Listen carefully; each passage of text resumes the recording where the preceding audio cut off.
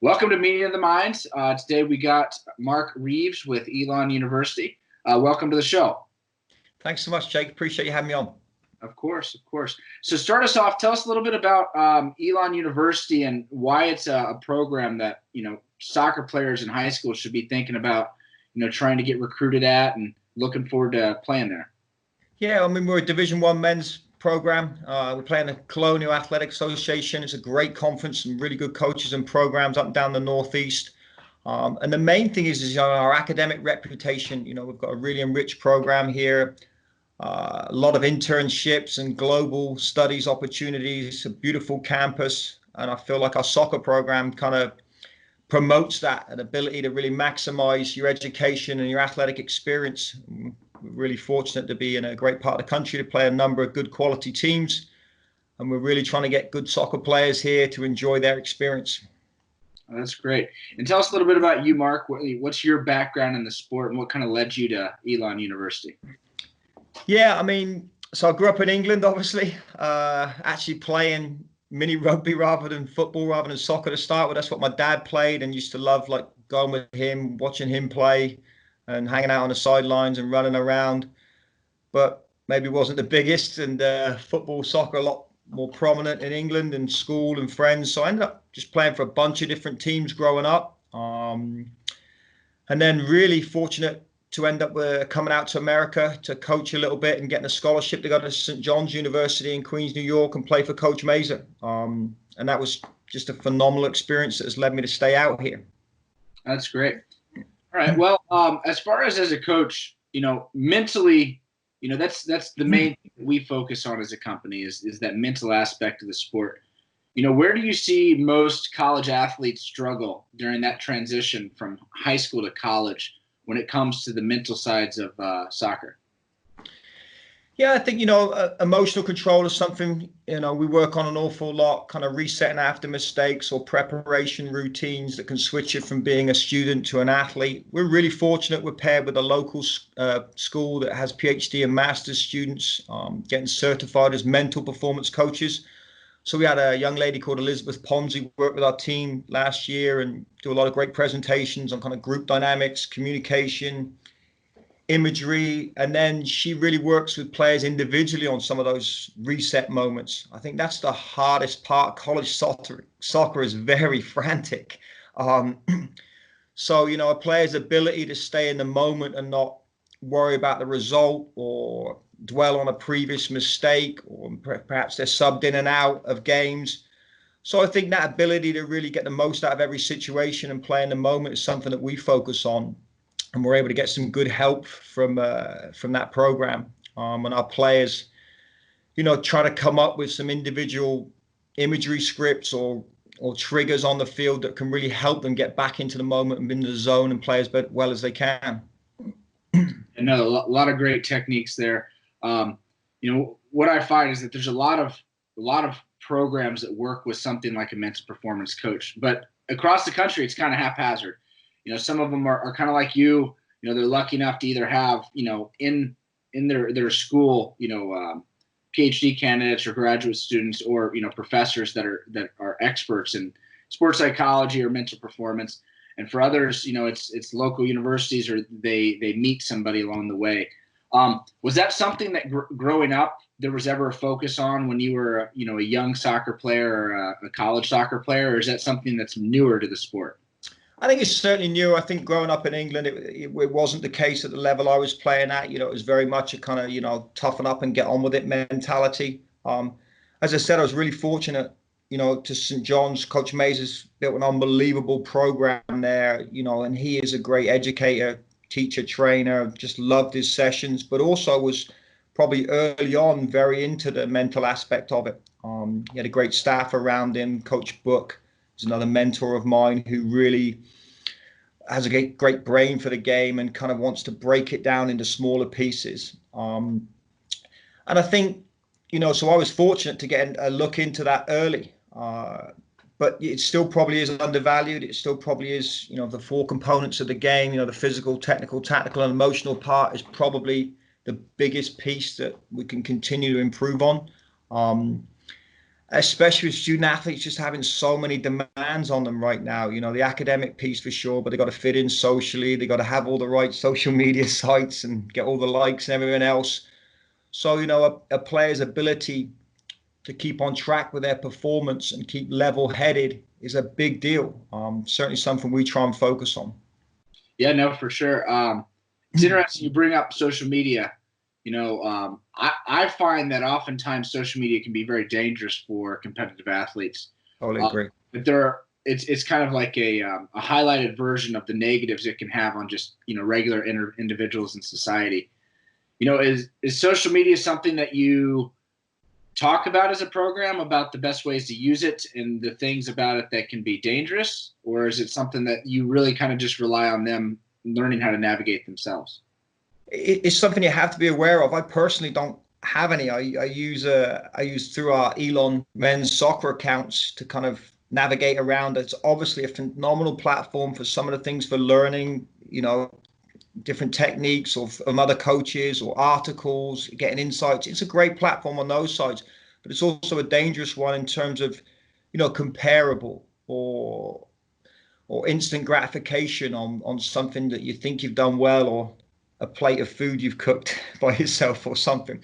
So it starts with us through the recruiting process. Whenever we're recruiting someone, part of our vetting process is to really take a look at those social media sites. Some of them are obviously made private, but where available, we want to look at what people are posting, writing, and it's got to be in with our Elon University mission and our men's soccer program philosophies and values and guidelines. So that's an important piece to it. And then we try and educate those players that become Elon soccer players as to the way they can use their social media in a positive, certainly respect everyone's opinions and values, and you should be able to freedom of speech for sure. But knowing that anything you post, no matter if you think it's a 7-second video that's only sent to one person, that's not the case. It can be recorded and put out there. So be very, very careful is always our message. The simple one was, if your grandmother would see it, would she be upset with you, or would she be okay with it? And as I said, a lot of our guys do some great things. They've got YouTube, day in a diary of a student athlete, or they post some fantastic stuff in the current climate on social injustice or Black Lives Matter. It's a great platform for certain, but it's something that we say, you want to be very careful in what you're putting out there.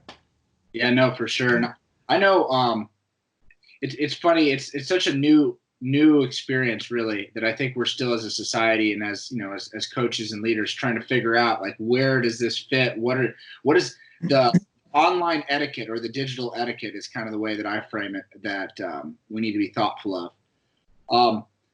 And I know one of the things that some of the athletes I've worked with before have fallen into is, comparing themselves to other people, right? Yeah. They're like always seeing this person that they're going to compete against, or this other team's got a really great social media presence. And since they see that they allow that to influence the way they view that individual, that athlete, or that team, and that actually comes with them sometimes into the game. Yeah.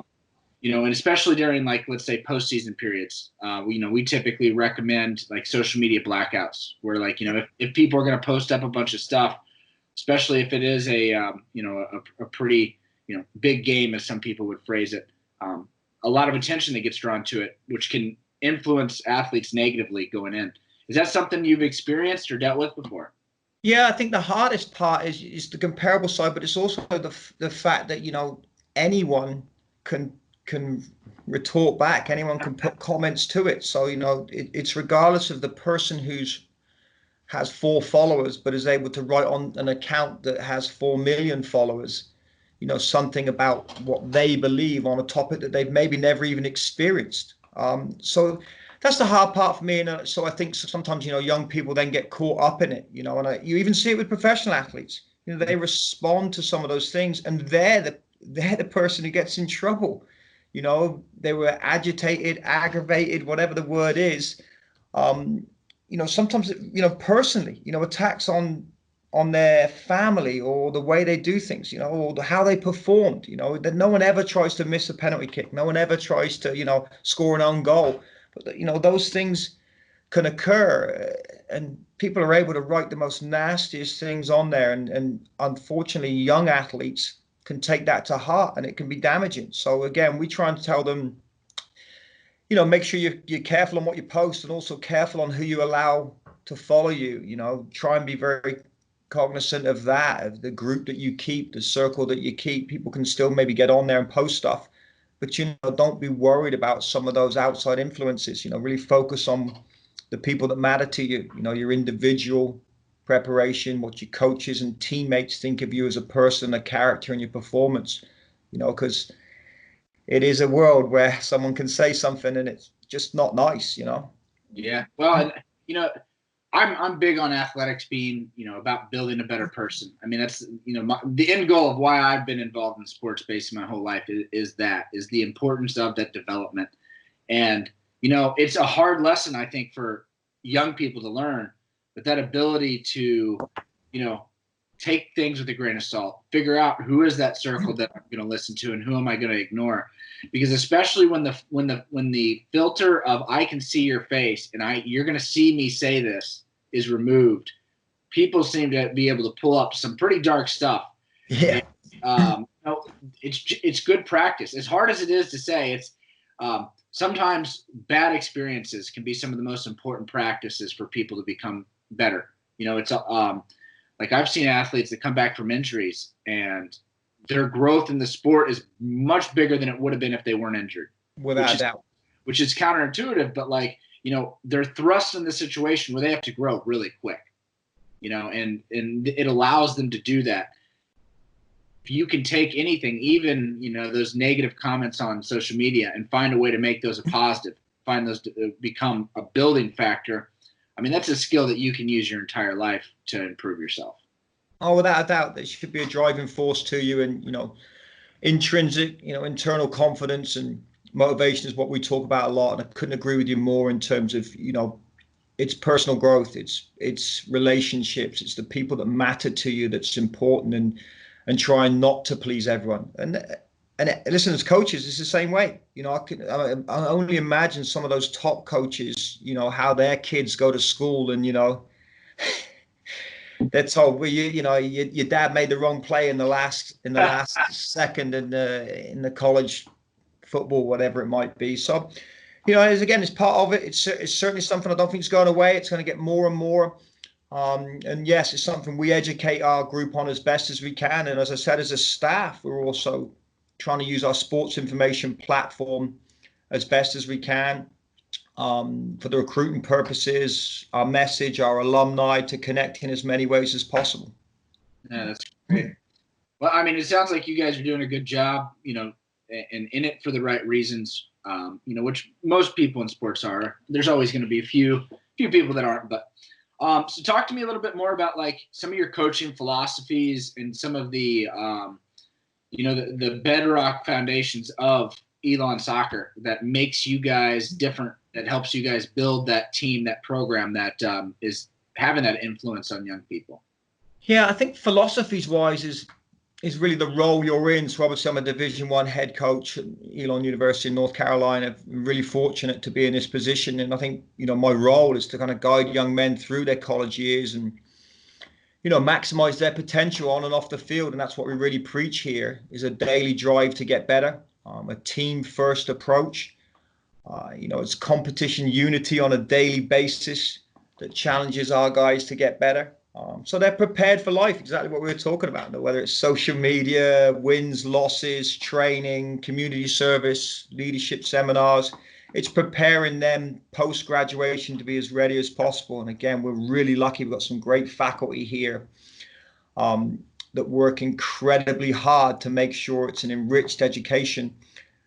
And our internship programs and global studies really do prepare you. It's not a piece of paper saying you graduated. It's an experience that probably, you know, places you above some other universities in your readiness or preparation for what life will throw at you in any field. We're obviously trying to produce some pro players. We've got some shirts on the wall over here of some guys that have come through this program, and then at Radford and St. John's, where I've worked before, the same thing. But that's a small percentage. So all the other guys need to be ready to be CEOs, managers, whatever it might be in that field. And I think on a daily basis, that's what we preach, individually improving and being a great collective group. Yeah, no, I think that's a great message. I love that. Now, as far as for recruiting, that's always one of the big things I think young people are unsure of. Obviously you guys got to recruit great talent, right? Without great talent, you can't be a college athlete, right? It just is. Right. Yeah.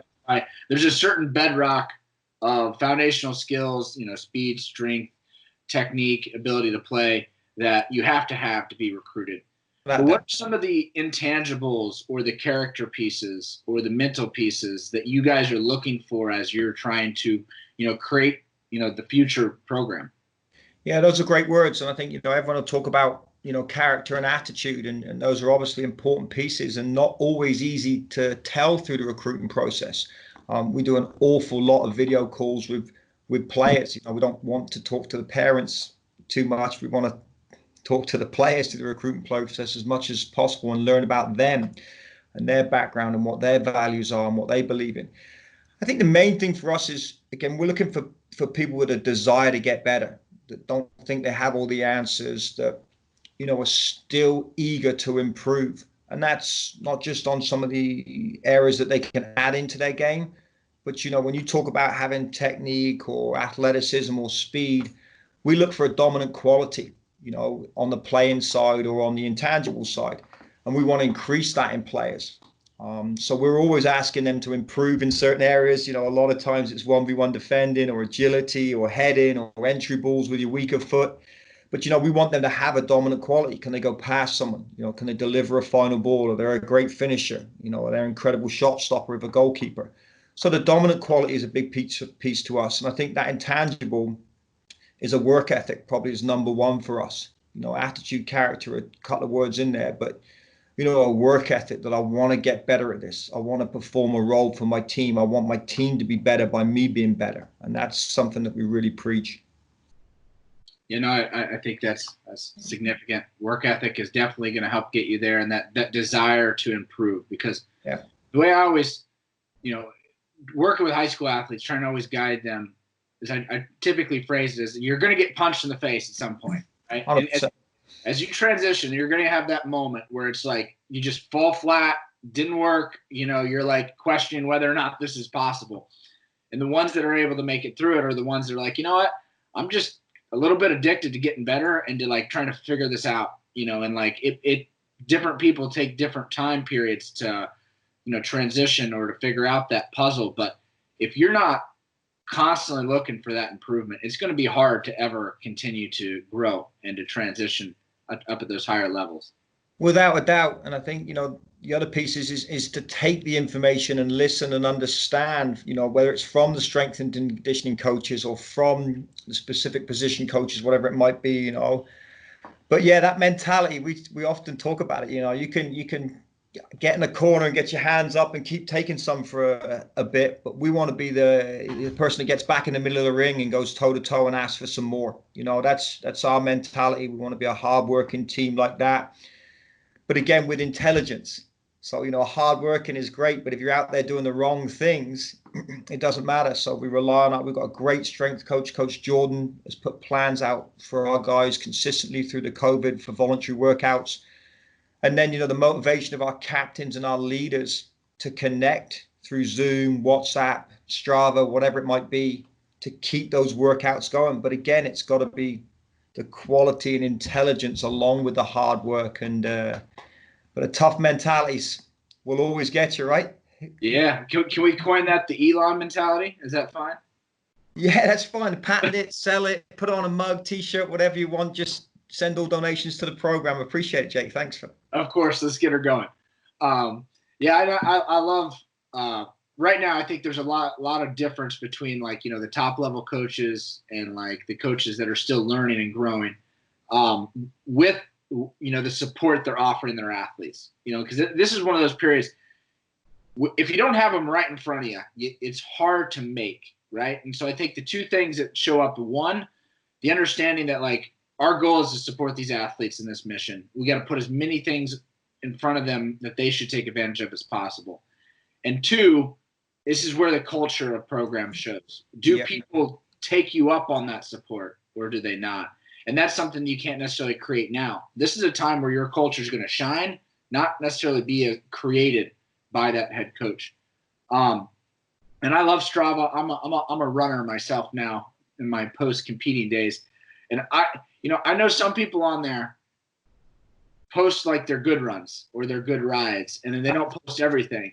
And I've always been a big believer, if I put it up there, good, bad, or ugly, it's like, and one reason for that is I think there's, especially with young people, this misunderstanding that like every workout when you're a great athlete is awesome. When really what I have found, not every workout's great. Sometimes you start off crappy and it gets good. Yeah. And it goes back to kind of what we were talking about, of this need to improve and this figure it out, and like understanding that we're not always going to be able to perform at that very top level. There's going to be dips, and you just got to figure out how do you prop yourself back up to get to that. Yeah, you bang on right. Again, it comes down to kind of that internal motivation, and then the belief that continued preparation and continued hard work is going to pay off. It's going to give you the confidence when you go into certain games. And we've been really sort of talking right now about whenever we get back together as a group, we want to be as ready as possible individually, so we're not behind with anyone. So again, I'm really proud of our captains and our leaders and our upperclassmen for even encouraging on the incoming guys. We try and incorporate them quite early into our WhatsApp group. They've already paid deposits and signed NLIs, so they're able to get that information, and that aids their transition in. They're not arriving here August 14th and slapped down with 20 new players and told, hey, this is the 3015 IFT fitness test, and then we're going to practice tomorrow, and then we'll go in 2 days the next day. There's really a peer mentorship that allows them to feel comfortable, and it's great in some ways. That COVID has made us better. I think we're relying more on the Zoom rather than text. Text again is something that the generation is head down and writing what they might be doing, but when you say it face to face to someone, it becomes a little bit more accountable. And when you put it on Strava, good or bad, or any other of the apps we're using, it's great. We have a number of players that have sent us workouts where I'm like, that's awesome, let me have a go at it. And I'm obviously nowhere near what they are, thankfully. Thankfully they're better. Yeah, but they've come up with some different things. They're in Denmark, they're in England, they're in Colorado, wherever they might be, and they're doing those workouts, and you can see the path, the diagonal runs they're doing, and it's just brilliant. It's like I said, it's motivating, and you're not saying, oh, I'll make it up when I get there, or I've always been naturally fit, or I'm more athletic than that player and I'll beat him out. It's get your full potential, and let's see if we can add on a little bit more, and then our whole group will be better. So it's been different, but it's been enjoyable in some ways. Yeah, well, and it's kind of the cool thing of when I think about accountability, right? Because I always think all of us are our own weakest link, right? At the end of the day, I'm the one that's going to have to do the work. I'm the one that could make the excuse or get it done. Yep. And sometimes those systems like, a Strava or like, checking in or peer groups to kind of follow what workouts people are doing, it's less about catching people when they mess up and more about encouraging them to do the right thing ahead of time. 100%. And that's, if I'm going to be responsible for answering about what I did, I'm much more likely to do something than I wouldn't be. And those accountability systems, I think, are huge. I always think about it as setting people up for success, not setting them up for failure. And I think those are great tools to help athletes bring out their best self. And the more they do that, the more reps they get in of doing it right, the easier it is for them to do it in the future when some of those accountability systems get taken away so they can't themselves independently. It's working hard when no one's watching, right? It's right. Quotes of, I think it might be Mia Hamm, drenched in sweat, bent over, or Muhammad Ali, all my work is done behind the bright lights of the ring. Maybe didn't even like to train, but it was a vital piece of it. To be dancing in the fight lights was all the work that went on before. And accountability is another great piece to it. It's interesting with us because we're got 10 or so players in Europe.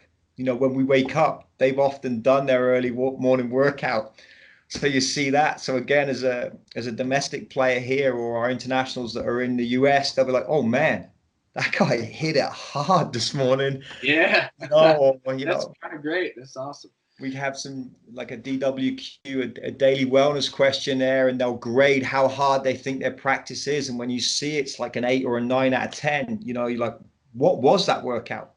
And they'll flip it back to you, and you'll be like, "Yeah, that's an 8. That's definitely an 8." If you're doing 10 400 meters as fast as you can on a track, that's a 9-10 workout. So Yeah, that's awesome.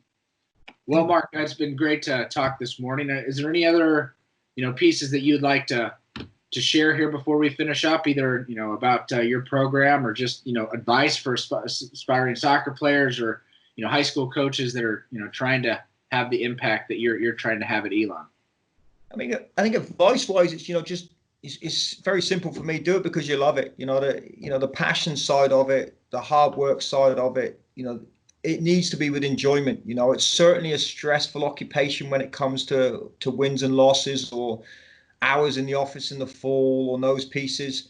But the locker room side of it, the connection with young people, the influence and difference you do make, it's huge. I mean, as I alluded to, I came over to St. John's right after they won a national championship in 1996, and the 4 coaches there at the time had a little piece of everything, and I took a little piece of all of it and tried to identify it with my own personality. But Coach Mays was just an incredible tactician and prepared teams incredibly. His sessions were unreal. Coach Diffley was probably the fittest man alive, and played in the MLS and Europe and for the US national team, and just a daily drive that I was like, holy cow, this is a coach doing this. I got to get better. Coach Book, who brought me over, Coach Gary Book, who's the head coach at Delphi, another great brain for the game, and in-game adjustments and tactical preparations, and difference in training methods that I hadn't seen before. And, he's continued to be a mentor along with Coach Mazer. And then they had a volunteer called Coach Sean Kenny, who's just a great person and had an unbelievable ability. Rather than just talk and add on to what a coach was saying, he had 1 or 2 sentences that were just so impactful. He would read the room, stressful, unbelievable preparation, and everyone was not nervous about the next game, but knew it was a hyped up game. And Coach Kenny would crack a joke that would just break the room. He'd put your arm around you after a practice if you didn't play well, but he'd also tell you, what the hell, stop moaning and complaining. You got 25 soccer balls and the best piece of grass in the whole of New York. What do you complain about? I've worked with some great assistant coaches as well, and I've tried to take a little bit of everyone, and I'm really fortunate here. I've got an associate head coach, Coach Lewinsky, who's been with me a long time, who handles a lot of the recruiting side of it in all the places we've been, and does a great job. Coach Shikevitz does a lot of logistics, and Coach Colt works with our goalkeepers. But, we believe the support staff, our trainers, our strength coaches, our mental performance coaches, even our administrators or our ground staff, our person who does our laundry, they all add into our program here, and we're really fortunate. And I think, no matter where you are, make the most of your situation. St. John's was a Big East powerhouse, but it still had a lot of things that weren't great. We were in a basement office, the 6 of us cramped in, but no one ever complained. Radford, we were doing a lot of things ourselves, or a lot of things that, AC top level programs maybe like, holy cow, you were doing your own laundry, or you were doing different things in your painting your locker room, whatever it might be. But that made our program, that made our team closer and better. And, that opportunity was fantastic. So I think any coach is, trying to make the most out of your situation, and being appreciative, and having gratitude, and pushing that on to your players, because they are playing soccer. They are in a spot that's healthy and happy, and it's a big piece. So that's the main thing for me. Enjoy it, be passionate, be grateful for it. And hopefully we get back some more football, some more soccer going here, in college soccer in the fall, and get back to some normality on that side whilst being safe. Yeah, 100%. Well said, Mark. Well Thank said. you, Jake. I really appreciate your time and having me. Of course.